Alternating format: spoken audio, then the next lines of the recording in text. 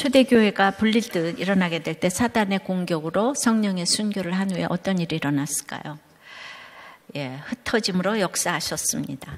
인간이 그렇게 끼리끼리 좋다가 이제 흩어져야지 하고 딱 흩어진다면 얼마나 쉽겠습니까? 자녀들 분가 하나 하는 것도 평생의 숙제일 수 있습니다. 우리 때는 부모에게 효를 행해야 하기 때문에 분가한다는 거는 이제 큰 부려운 거예요. 요양원에 모시는 것도 있을 수 없는 일이었어요. 근데 생각해 보세요. 부모 자식이 너무 좋은데 분가는 왜 하겠어요? 다들 돈 때문에 분쟁 생기거나 부도가 나거나 그냥 그러면은 그냥 간단하게 분가가 이제 되는 거죠. 제가 부모님, 시부모님 모시고 잘 살겠다고 했어요. 결혼 전에. 도와주는 분도 있고 나는 그냥 피아노나 치면 되겠다. 어머니도 천상 여자시고 또 말도 조용하게 하시니까 정말 제가 우리 어머니 천사인 줄 알았어요. 시아버님도 시어머니고 외모에 이제 속으셨을 것 같아요. 그리고 그 너무 깨끗한 집 그거 아주 조심하셔야 돼요. 너무 아주 보니까 완벽한 환경이 갖춰졌잖아요. 깨끗한 집에 깨끗한 어머니에 그냥. 내가 첫날부터 아닌 걸 알았죠. 창세기 11장에 세상에 흩어짐은 바벨탑을 쌓으려는 교만으로 주신 하나님의 벌이었죠. 그래서 하나님이 흩으셨기에 세상은요, 이렇게 말이 안 통해요. 그것이 성령의 흩어짐으로 바뀌어지면 그때부터 말이 통해 축복이에요. 세상은 말이 안 통해요. 하나님의 벌입니다. 성령의 흩어짐에 대해서 오늘 생각해 보겠습니다. 첫째로 큰 박해가 있을 때, 작은 박해도 아니에요. 큰 박해가 있을 때 흩어집니다. 1절입니다. 사울은 그가 죽임은 나감을 마땅히 여기더라. 그날에 예루살렘에 있는 교회에 큰 박해가 있어 사도회는 다 유대와 사마리아 모든 땅으로 흩어지니라.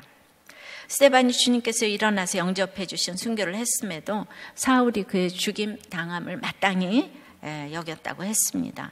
근데 그건 근거가 있는 얘기예요. 한마디로 율법대로 죽였다는 뜻이죠. 신명기 17장 7절에 보면 이런 자를 죽이기 위하여는, 그러니까 신성 모독자를 죽이기 위하여는 증인이 먼저 그에게 손을 댄 후에 뭇백성이 손을 댈지니라 라고 했기 때문에 사도행전 7장 58절에는 이 말씀대로 성 밖으로 내치고 돌로 칠세 증인들이 옷을 벗어 사울이라는 청년의 발 앞에 두었다고. 그러니까 자기들은 다 말씀대로 증인까지 세우고, 증인이 한번 손을 대고 죄인의 손을 대고 다른 사람들이 와서 돌로 쳤다. 그래서 그 옷을 사울이 보관했다. 뭐 이런 얘기인 거죠. 근데 문제는 이건 다 맞는데 스데반이 신성모독을 한 게 아니잖아요. 그 사람들은 했다 그러잖아요. 여기에 문제가 있어요. 그 사람들은 걸어다니는 성경 그런 건 몰라요. 형식만 있고 본질이 없죠. 지금도 그런 일이 얼마나 많겠습니까? 다들 마른 뼈처럼 말씀 법을 외칩니다. 권세를 가지고 법을 이렇게 마음대로 이용하면 안 되죠. 근데 우리는 스데반을 아니까 기가 막히지만은 법을 안다는 절대적인 다수는 이 죽인 게 마땅한 거예요. 이거는 정말 옳고 그름이 아니고 절대 선인데 말이죠. 그래서 참 말이죠, 슬픕니다. 영적인 무지가 사람에게 이렇게 신천지를 통해서 가장 큰 해악을 끼치는 것을 요즘 눈으로 우리가 실물 교육을 하고 있습니다. 최대의 석가 가말리엘의 제자였고 율법에도 열심인 아주 유대교 신봉자인 사울은 하나님의 뜻에는 무지하였어요. 요한복음 16장 2절에 보면 사람들이 너희를 출교할 뿐 아니라 때가 이르면 물론 너희를 죽이는 자가 생각하기를 이것이 하나님을 섬기는 일이라 하리라 예고하신 바가 있잖아요. 그 말씀의 잣대로 유대인들은 기독교를 이단으로 정죄하고 성도들에 대해 큰 핍박을 가했으며 사울도 그들 중 한 사람이 된 것입니다. 전 신천지가 이 말을 자기 말로 알아듣지 않기를 바라요. 스데반은 이런 사울을 낳기 위해서 죽고 순교한 것이죠. 사도행전은 누가가 썼어요. 사울의 주치의였잖아요. 그러니까 이런 장면들은 바로 누가 얘기해 줬냐 하면은 바울이 누구한테 얘기해 줘가지고 사울 때의 이 모든 거를. 그래서 사울은 이 장면을 평생 잊지 못한 거예요. 그래서 그냥 죄인 중에 괴수라는 말이 그냥 죽을 때까지 입에서 저절로 나온 거죠. 그리고 어떤 고난도 감당할 수 있었던 비결이 되는 이 장면입니다. 적용해 보세요. 여러분이 평생 잊지 못할 부끄러운 장면은 무엇입니까? 자, 1절 후반부에 그날에 스데반 죽은 그날에 예루살렘에 있는 교회에 큰 박해가 있어 사도 외에는 다 유대와 사마리아 모든 땅으로 흩어지니라. 이게 바로 이 같은 하나님을 믿는다는 유대교에서 초대 기독교를 맹렬하게 박해를 한 거예요. 로마가 박해한 게 아니에요. 종교 전쟁이 제일 무섭습니다. 근데 요즘 신천지를 보면 그들도 교회라는 단어를 쓰잖아요. 그래서 꼭 우리 기존교회가 자기네들을 핍박하는 것처럼 자기들은 또 이렇게 생각을 지금 하겠죠.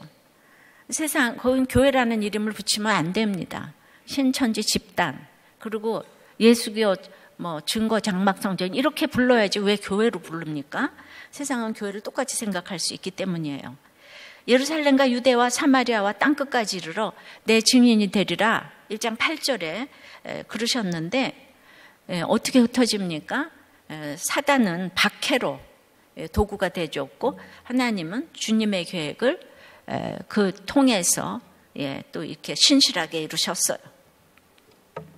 예루살렘 전도는 7장으로 이제 일단락이 됐어요.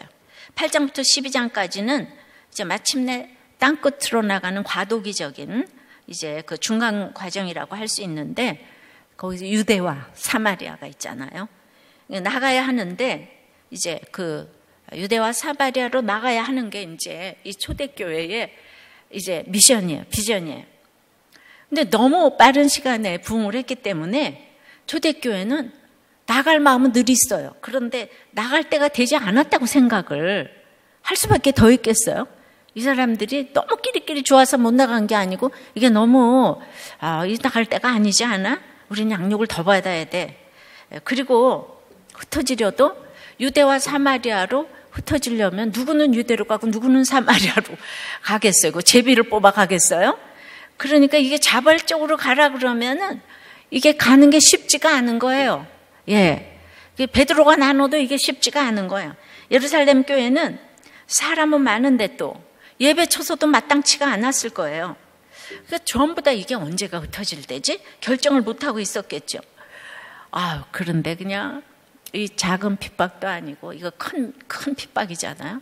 큰 박해가 오니까 그냥 간단하게 해결이 됐어. 간단하게. 그래서 저는 늘 이렇게 얘기를 했지만은 하루아침에 예배를 드릴 수 없는 날이 이렇게 올 줄은 정말 몰랐어요. 그래서 이번에 이걸 확실하게 보여주셨어요. 우리가 이렇게 천재지변이 나건 뭐가 나건 하루아침에 드리지 못할 수도 있는 거예요. 그러니까 준비를 하셔야 돼요. 그런데 말씀으로 준비된 사람들은 흩어지니까 사마리아뿐 아니라 후에 보니까 구브로의 그 베니게 구브로 안디옥까지 이방 지역까지 갔잖아요. 그러니까 말씀이 늘 있는 사람은 어디를 가도 하나님 이루시더라는 거죠.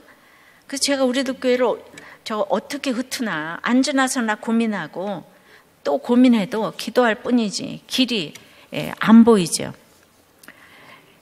그러니까 우리도 그래요. 흩어지기에는 교회의 역사도 너무 짧고 말씀 묵상의 역사도 너무 짧잖아요. 그런데 제가 생각해 보니까 전 세계 어디를 가도 30년 전에 제 간증 하나 듣고 묵상을 시작했다는 분을 꼭 만나요. 한 번만 만났는데도 그 교회에 다 리더가 돼 있더라고. 그러니까 우리 성도들은 적어도 지금 다 10년 이상 들은 분도 많기 때문에 흩어지면 좋긴 좋겠는데 방법이 생각이 안 나는 거예요. 근데 이렇게 전염병이 오니까 누구도 이해하는 흩어짐이 자연스럽게 되는 거를 이렇게 보게 됩니다. 다들 크게 깨달음이 오셨을 거예요. 그래서 저는 이런 자연스러운 흩어짐이 왔으면 좋겠습니다. 그 많은 성도가 하루아침에 피난 갈 정도로 큰 박해가 일시적으로 와서 다 흩으셨어요. 미리 흩어지면 좋겠지만은 핍박이 하나도 안 났는데도 나는 주의를 위해서 흩어져야 돼. 이런 식으로 적용하면 의의가 이렇게 높이 쌓일 수도 있지요. 그죠? 하나님의 시간을 기다리면 하나님이 이렇게 역사해 주세요. 예, 제가 이렇게 큐티 선교회를 하면서도 예, 저보고 다 뭐 하라고 그랬지만 어떤 환경으로 역사하지 않으면 한 게 하나도 없어요. 예, 그냥 집에서 있었고 줄기차게 있었고 막 몰아 치면은 할 수 없이 제가 흩어지는 그런 일들의 역사였어요. 지금까지. 그리고 예, 그래서 이제 예루살렘 교회가 지금 너무 좋죠. 예, 그러니까 이제 끼리끼리 좋아하고 있으니까 지금 박해가 와서 흩어지게 하신 것처럼 저희 형제들도 각자 남편들에게 다 박해를 받아가지고 늘 흩어져서 주회를 하고 있습니다. 같이 놀러 가고 쇼핑 다니고 그럴 일이 평생에 별로 없었어요. 근데 보니까 잘 살아봤자 뭐 쇼핑하고 여행 가는 거 뭐 그 이상이 뭐가 없더라고요. 다들 참 재미없는 인생을 살고 있더라고요. 근데 왜 은혜로 이렇게 재미있는 인생을 살고 있는지 모르겠어요. 하나님께서 손해보지 않게 하셨고 박해를 받았기 때문에 훨씬 더 잘 살게 하셨어요. 그 예루살렘과 사마리아와 유대와 땅끝까지 증인이 되게 하신 거 맞습니다. 예. 우리가 뭐 이 나이에 할 일이 있다는 것이 너무 감사하고 또 앉아서 아들 며느리 잘했네 못했네 이러고 있을 나이에 앉으나 서나 우리 맨날 모이면 힘든 사람 살리는 일. 저 주제가 그거예요. 올인하는 인생을 이렇게 살게 하셨기 때문에 하나님의 계획이 대단하다는 것을 인정할 수밖에 없습니다. 사실은 그런 박해가 다 있어도 각자 공부도 할 만큼 이제 하게 하셨어요. 참 모든 게 기적 같아요. 공부도 할 만큼 한 인류대학 나온 내 딸이 남편이 박해를 해주지 않았다면 얼마나 끼리끼리 모여서 좋아했겠어요. 예, 우리 넷이 다 잘났는데. 그러니까 이 박해를 남편이 넷이 형부까지 다 합쳐서 한결같이 다 힘들어요. 근데 정말 이혼 안 한 게 하나님의 은혜고요. 예, 그래서 이게 정말 그 힘든 남편 만난 것이 신의 한 수가 아닌가. 예수 믿는데 가장 합당한 환경으로 만드셨어요. 그 힘든 남편들 때문에 사치도 못하게 하시고 또 규모 있게 살게 하시고. 예, 저희 언니는 자기가 유치원 선생님 하면서 직장 생활을 하는데 남편이 돈을 안 줄 뿐 아니라 우리 언니가 월급 봉투를 형부한테 봉투째로 내놓는 그런 참 이상한, 예, 그렇게, 그래서 할 수 없이 규모 있게 살게 됐어요. 핍박으로 앉으나서나 외출은 다 못하게 하고, 예, 그래서 앉으나서나 하나님께 소망을 두게 하시니까 결국은 내 집 앞만 쳐다보던 시선이 모두 다 하나님께로 옮겨져서, 예, 내가 당하는 것을 마땅히 여기는 이게 남편들이 있어도 흩어져서 훨씬 더 잘 살게 하셨어요. 예, 그러니까 저는 저대로 땅끝까지 이렇게 증인이 되고, 저희 언니는 선교사로, 저희는 유치원 교육계에서 이렇게 모두 이게 참 놀라운 일이에요. 그런데 여기 사도 외에는 다 흩어졌다고 했는데 사도들은 그러니까 흩어지지 않았다는 거잖아요. 예, 뭐 여러 학설이 있는데 사도들은 히브리파고 그 7 집사라고 하는 그분들은 이제 헬라파였죠. 근데 스데반이 공회에서 너무 다 전곡을 찌르는 설교를 하니까 사내들인에서 이 헬라파 지도자들 때문에 헬라파의 박해를 훨씬 더 심하게 해서 그들만 흩어졌다. 그래서 사도들이 히브리파니까 그래서 거기는 안 흩어져도 지켜줬다 뭐 이런 얘기도 있는데 그건 또 좀 아닌 것 같고요. 그렇지만은 일부분 맞는 게 10장의 고넬료, 이방인 고넬료가 이제 위에서 다 뭐 이렇게 고기를 달아 내리니까 그 베드로가 그거를 너무나 이해를 못했죠. 이방인을 금기시하는 이런 고정관념이 있었다는 것을 보여주거든요. 왜냐하면 그들에게도 몸에 밴 성전 우상주의가 남아있을 수 있어요. 제자들이 마태복음 24장에 보면 예수님에게 저 성전을 보시옵소서, 너무 화려하니까. 근데 그냥 2절에 예수님이 돌 하나도 돌에 남지 않고 다 무너뜨리우리라.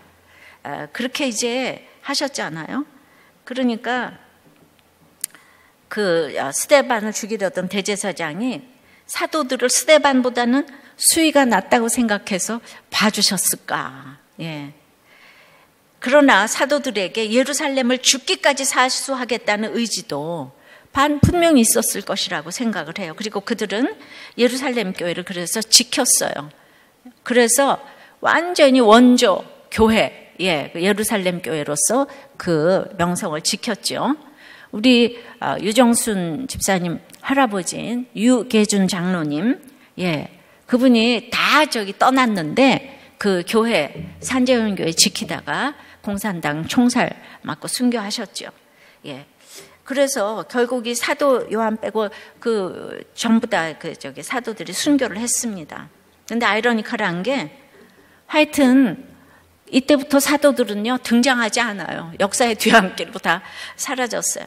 그리고 빌립이 이제 여기서부터 이제 8장까지 쫙 나오니까 스데반과 빌립 얘기가 지금 6장, 7장, 8장 계속 지금 나오고 9장서부터 이제 사도 바울, 스데반이 나온 그 불세출의 선교사인 바울의 시대가 도래하지요. 그러니까 이제 스데반의 열매가 왕성하게 활동을 했다는 것입니다. 스데반 때문에 그런데 생각해 보세요. 스데반 때문에 지금 대대적인 박해가 왔잖아요. 그래서 성도들을 다 흩어지게 했어요. 그러면은 그 사람들 중에서는 스데반에게 책임을 돌리고 싶지 않겠어요? 그런 사람도 있지 않겠어요? 재산 다 뺏기고 지금 흩어져서 나가는데 모두가 말씀이 들리는 건 아니니까요. 그래서 저는 그냥 진짜 스데반의 순교는 또 하나님의 한수다. 이 사람은 진짜 빨리 갔어야 된다. 저는 저희 남편의 하루 만의 죽음도 신의 한수라고 생각을 합니다. 어쩔 수 없어서 흩어져야지 여러분의 혈기로 자존심으로 의로 흩어지는 것을 말함이 아닙니다. 자존심으로 흩어지시면 지경이 넓어지지 않습니다. 그래서 어쩔 수 없어서 분가를 하고 어쩔 수 없이 과부가 되게 하셔서 남편과 흩어지게 하시고 어쩔 수 없어서 교회도 개척하게 하셨어요. 저를 다 써주고 했으면 뭐 개척했겠습니까? 그런데 어쩔 수 없이 흩어진 것에 대해서 순종을 하니까 주님은 이렇게 영적 지경이 넓어지게 하셨습니다. 여러분의 가정생활, 직장생활 모두 다 영적 전쟁터이죠. 그래서 외로워도 슬퍼도 나는 안 울어 하면서 흩어지는 것에 순종해야 할 것이 있습니다. 적용해 보세요. 여러분이 큰 박해로 흩어질 수밖에 없어서 가야 하는 그 유대와 사마리아는 어디입니까? 분가입니까? 사직입니까? 대구 사태 때문에 흩어질 수밖에 없는 식구들은 이 일이 성령의 흩어짐이라고 생각하십니까? 누구 때문이라고 생각하십니까? 세계와 중국 전 지역 크리스찬들이 우한에 마스크를 보낸대요. 그럼 우한 성도들이 지금 방호복을 입고 똑같은 시간에 마스크 한 장씩 주면서 하나님은 당신을 사랑하십니다. 예수님만이 소망입니다. 주님만이 평안을 주실 수 있습니다. 피켓 들고 전도를 한답니다. 근데 그렇게 전도가 어려웠던 우한에 이 마스크 때문에 지금은 다 전도지를 받아간다는 거예요. 하나님 이름이 확실히 각인이 되었다는 거예요. 그러니까 큰 박해이지만 전도가 지금 가장 잘 되고 있는 것입니다. 이것도 신의 한수가 아닌가 싶습니다. 근데 이제 그 가운데도 이렇게 박해 가운데도 성령의 흩어짐을 위해 두 번째는 크게 울어주는 사람도 있습니다. 2절이에요. 경건한 사람들이 스데반을 장사하고 위하여 크게 울더라. 그런데 여러분이 경건한 사람들은요, 믿음이 좋고 좋은 기독교인들이 아니에요. 유대교인들인 거예요. 근데 너무 율법에 충실했던 사람들인데요. 그러니까 유대교인 중에서는 한쪽에서는 이를 갈며 돌을 던지지만 한쪽에서는 슬퍼하면서 시신을 수습해서 장례를 치러준 사람도 있다는 거예요. 근데 이 경건한 유대인들이 그 장례를 치러준 것은 죄인이기 때문에 율법을 거스르는 일이에요. 그러니까 불이익을 굉장히 당할 일인 거죠. 그런데 가슴을 치며 애고까지 해줬다는 거예요. 그들은 한마디로 경건한 불신자인 거예요. 그들이 교리로 스데반을 옳다고 했으면 이 초대교회에 다 와서 등록했겠죠.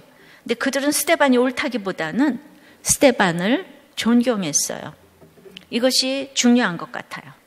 불신자들에게 존경을 받으면 얼마나 좋겠어요. 근데 늘 행위를 생각하면 저부터 자신이 너무 없습니다. 그래도 욕을 먹어도 복음은 전해야겠는데요. 그럼 또 비난을 받죠. 근데 신불신자들에게 또 칭찬을 받아야 되니까 복음을 전하지도 못하고 맨날 눈치를 봐요. 강박증을 가지려는 게 아니에요. 인간적으로 잘하는 게, 그러니까 우리는 답이 없어요. 그런데 여러분, 이론론이에요, 이론론.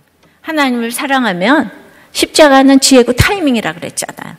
그러니까 세상 사람 이걸 도저히 알지 못하지만은 하나님 이걸 하실 수가 있어요. 그러니까 남들이 칭찬한다고 내가 칭찬받을 만한 사람 되는 게 아니고, 욕한다고 내가 또 욕먹을 사람 되는 게 아니에요. 그렇다고 항상 칭찬과 욕에 초연하라는 얘기도 아니에요. 그러니까 우리는 항상 경건과 구속에 초점을 맞춰야 한다는 거죠. 그렇지만 반대로 내가 남들을 칭찬할 일이 있으면 근거가 확실해야 되죠. 마음껏 칭찬을 하시라고요. 그러면 상급이 칭찬받는 사람보다 하는 사람에게 더 가기 때문에 그 칭찬하는 사람이 마음이 기쁜 거예요. 그러니까 무슨 얘기를 할 때 들을 때 두렵고 떨림으로 들어야 하는 것이고 해야 되는데, 그러니까 이제 누군가가 저를 칭찬하면 저는 상급이 없어지고 그분만 받을 사항이 크구나 생각합니다. 왜냐하면 내가 받을 그릇이 못 되는데 칭찬을 받으면 저는 받을 형벌이 크잖아요. 근데 이걸 못 깨달으면은 나에게 해주는 칭찬이 쥐약이 돼가지고 이 교만해가지고 받을 벌이 크게 된다는 거죠. 이해되시죠?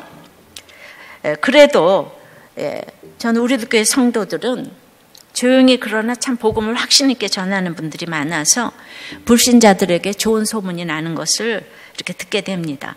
장례식 때마다 식구들의 기도와 헌신으로 불신 부모님들이, 또 불신 배우자가, 불신 자녀들이, 형제들이 영접하는 소문을 매주일 듣기 때문이죠. 그리고 또 어제도 우리도 교회 성도 때문에 회사가 정직해진다는 소문도 들었어요. 너무 본을 잘 세워서 사장님이 정직하기로 이렇게 결정을 했다. 너무 참 기분 좋은 소문이었어요. 며칠 전에 손주를 봐주던 할머니가 잠시 자리를 비운 사이에 집이 불이 나서 손주 셋이 안타까운 상황을 맞은 기사가 있었어요. 근데 반대의 상황의 장례식이 지난 주간에 있었습니다. 코로나19로 인해 그 안 믿는 동생네 어린 손주들을 돌보고 계시다가 가스를 켜놓고 옥상에 볼 일이 있어서 올라가셨는데 그만 그 문이 안에서 잠긴 거예요. 그래서 8층 옥상이셨는데 가스불 켜놓은 것 때문에 불안하셔가지고 아이들만 있으니까 벽을 넘으셔서 한 층을 내려오셨는데 거기도 잠겨 있었던 거예요. 그래서 한 층을 더 내려오시다가 그만 낙상을 하신 거예요. 돌아가셨어요. 나이도 60대 초반이신데 건강하시다가 갑자기 돌아가신 상황인 거예요. 이분이 권사님인데 이 가정에 처음으로 예수님을 믿으셨던 분인데 남편이 교회를 이제 안 나오셔서 기도 중이었다는 거죠. 이 부목사님이 장례식장에 도착하니까 너무 이제 온 가족이 눈물을 지금 흘리고 있었죠. 그게 얼마나 원망이 될 일입니까? 그 코로나 때문에 아이를 봐주러 갔는데, 그리고 이제 또 엄마 때문에 지금 엄마만 이제 돌아가시고 가족들 간에도. 근데 마침 그날 말씀이 부모와 처자와 형제와 자매 또 자기 목숨을 미워하지 아니하면 제자가 될 수 없다고 하는 말씀이, 이거는 무엇보다도 구원이 가장 중요하다고 하시는 말씀이어서 그 어머님의 갑작스러운 소천 또한 하나님께서 부르신 것이고, 권사님은 이 땅에서 제자로서의 사명을 다 마치셔서 가장 오르신 때에 하나님이 먼저 부르신 것이라고 이제 위로를 해드렸다는 거죠. 지난주 김정란 집사님의 장례를 통해서 남편의 구원이 이루어진 걸 말씀드리며 천국에 계신 어머님이 가장 바라는 것이 바로 천국에서 다시 만나는 것이라고 이제 말씀을 전하신 거예요. 이게 말씀이 그냥 우리는 다예요, 진짜. 그랬더니 글쎄 아버님께서 이 목사님 손을 꼭 붙잡으시더니 꼭 교회 나가겠다고 너무 감사하다는 이야기를 해주셨어요. 그래서 꼭 아들 내외와 같이 우리도 교회 오시라고 말씀드렸더니 그렇게 하시겠다고 한 거예요. 매주일 우리는 이렇게 영적 지경이 넓어지고 있어요. 우리들 교회 성도들이 너무너무 불신 식구들에게 이렇게 이제 좋은 소문을 이제 나게 하신 거죠. 그래서 바로 이것이 크게 울어주는 장례가 아닐까 해요. 정말 갑자기 가셨지만 우연이 아닌 이 손주들을 위한, 이게 우연히 가신 게 아니고 손주들을 위한 그 마음이 다 전해지기 때문에 신불신 모두가 슬퍼할 수 있고 구원으로 연결되는 죽음인 것입니다. 그러니까 초대교인들이 흩어지면서 정말 믿음의 사람은 불신자도 울어주는 사람이 있구나를 보면서 소망을 가지게 되는 거죠. 사람들은 질그릇 같지 않아요, 그죠? 그래서 깨지기 쉬워요. 완전하지 못해요. 스데반이 그렇게 죽었는데 가시적으로 보여지는 것이 아무것도 없다면 두렵지 않겠어요? 스데반이 너무 비참하게 돌에 맞아 죽었는데 그거 보고 떠나려니까 발이 안 떨어지는데 똑같은 유대인들이 거기서 그 공회에서는 말을 못해도 스데반이 옳다고 하는 사람들이 있는 거예요. 그러니까 저를 개인적으로는 가깝게 여기면서도 어디 가면은 제 얘기를 못하는 분들이 있어요. 그러니까 그게 어떤 그 분위기가 그런 게 있잖아요, 그죠? 진정으로 울어주는 사람이 있으니까 흩어지는 사람도 같은 영으로 울면서 또 다른 하늘을 주목하며 그것이 인자의 영광을 보는 것이 아닐까 싶어요. 근데 우리들 교회가 이렇게 모이면 많이들 우세요. 은혜로 자기 죄 때문에. 근데 한 번도 안 온 사람이 있다는 거예요. 그런데 처음으로 한 방울 눈물을 흘렸다고 해서 그날이 기념일이라고 축하를 해드린 일이 있었는데 그 다음엔 또 울었는지 모르겠네요. 내가 죽었을 때 나는 천국에 가서 너무 기쁜 것도 맞지만 그러므로 나를 위해 울어주는 사람도 있어야 한다고 생각을 합니다. 경건한 사람은 지금 스데반이 너무 불쌍해서 그런 게 아니에요. 스데반이 뭔가 범접할 수 없는, 그렇기 때문에 이거는 저는 사랑이라고 표현하고 싶어요. 그러니까 친정부모 또 무슨 시댁 부모 다 돌아가셨는데 남편이 아내가 안 온다고 슬퍼하지 마세요. 이 사도 바울처럼 죽음을 마땅하게 여기는 남편이 울면 뭐 하겠어요? 경건하지 않은데 운다고 안 운다고 좋아하고 슬퍼할 게 하나도 없다는 거죠. 이렇게 똑같은 죽음에 울지 않을 수도 있고 울 수도 있다는 것을 알았으면 좋겠습니다. 사울은 이것을 다 보고 기억했습니다. 스데반이 돌에 맞아 죽는 거, 저들의 대를 돌리지 말라. 그리고 경건한 사람들이 크게 울었던 거. 크게 박해가 왔으니까 크게 울었어요. 그 지금 똑똑한 사울이 이걸 다 기억했습니다. 적용해 보세요. 여러분이 죽을 때 모두가 크게 울어주겠습니까? 마땅히 여기겠습니까? 경건한 사람들이 이렇게 크게 우는데도 사울은 더 악랄하게 박해합니다. 그래서 성령이 흩어지면 세 번째는 교회를 잔멸할 때 일어납니다. 그러니까 이 박해가요, 이 정도로 가지 않으면 흩어지지 않아요. 그러니까 울었다고 해서 사울이 박해를 멈추면은 흩어지지 않아요. 이게 악랄할 때는 그냥 한량없이 악랄해야 돼요. 그래야지 흩어져요. 그러니까 얼마나 해석을 잘하는가. 해석을 잘해야지 해결이 되잖아요. 그러니까 자꾸 여러분들은 옳고 그름으로 생각하면 안 돼. 어떻게 저럴 수가 있지?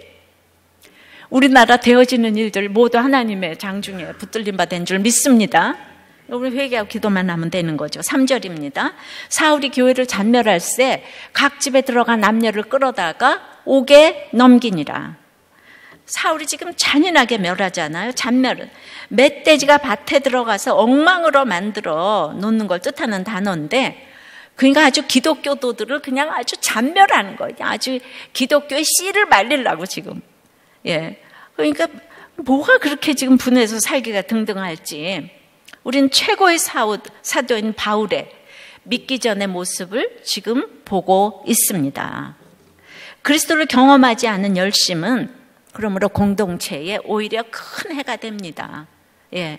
그래서 우리도 교회는 직분을 다 가졌어도 와서 다시 띵크 양육을 이제 하면서 다시 한번 자기를 점검하는 기회를 가지는데 굉장히 유익하더라고요.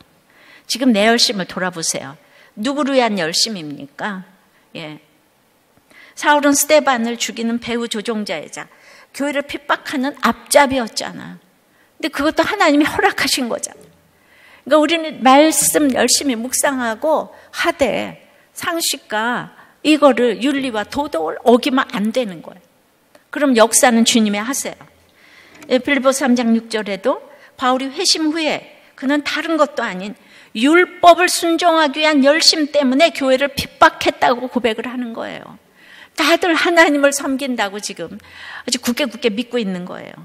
그래서 가가호 방문해서 남녀를 끌어다가 옥에 넣었다고 했는데, 그때나 이때나 여자가 이렇게 활동하는 게 쉽지 않은 시대인데 아무리 핍박을 해도 성령이 충만한 여자들은 신앙생활을 했네요. 예, 지금 생각해도 남편이 저를 이제 잔멸했어요. 왜냐하면 지금 이렇게 제가 쓰임을 받아야 되니까. 그래서 너무너무 잔멸하다가 하나님이 하루아침에 데려가신 게 아닌가 그런 생각을 이제 하는데, 그렇게 잔멸하던 바울처럼 강권적으로 역사를 하셔서 회개를 하고 천국 갔기 때문에 누구도 못하는 역할을 죽어서까지 지금 찬란하게 하고 있잖아요. 그래서 요새는 누가 바울인지 나도 잘 모르겠어요. 남편인가 저인가 잘 모르겠어요. 어쨌든 사울의 믿기 전 상태의 남편을 붙여주셔서 지금까지 사람을 섬기게 됐습니다.